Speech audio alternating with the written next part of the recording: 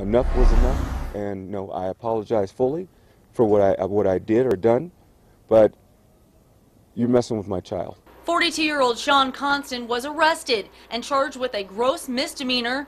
According to school police chief Mike Meares, he tracked the boys down he thought had bullied his son and threatened to hurt and kill them. Tripped me, well, he tackled me, and then he started punching me in my spine and kicking me in my spine.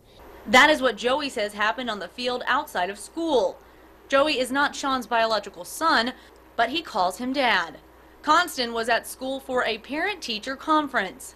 As he was leaving, he says he saw other boys on top of his son. I went in to try and talk to the principal and do the right thing, and the principal was really busy. He then took matters into his own hands.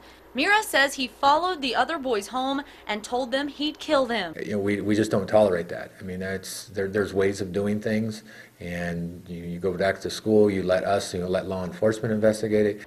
I spoke with Joey's mother, who says they did try to go to authorities in the past. He's tried going to the principal, he's tried going to the police, he's tried going to the parents, months and months and months of this. According to the principal at Sierra Vista, they have been dealing with the situation. And the parents and I have come to a very good understanding. Again, there's two sides to every story. While the principal could not go into detail, she does say students at her school are safe. She says she even spoke to Constant following the incident. You get passionate, and you get, that mama bear instinct comes out. So I understand people's passion when it comes to that. But as a school, I have to stay, I have to be very pragmatic about it, and I have to look at both sides.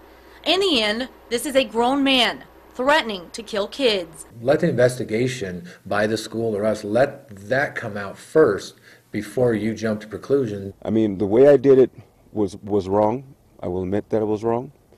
But the whole thing, in the heat of the moment, in the heat of the action, you're messing with my child, and these children have been messing with my child since last year. In Reno, Brooke Boone, News 4.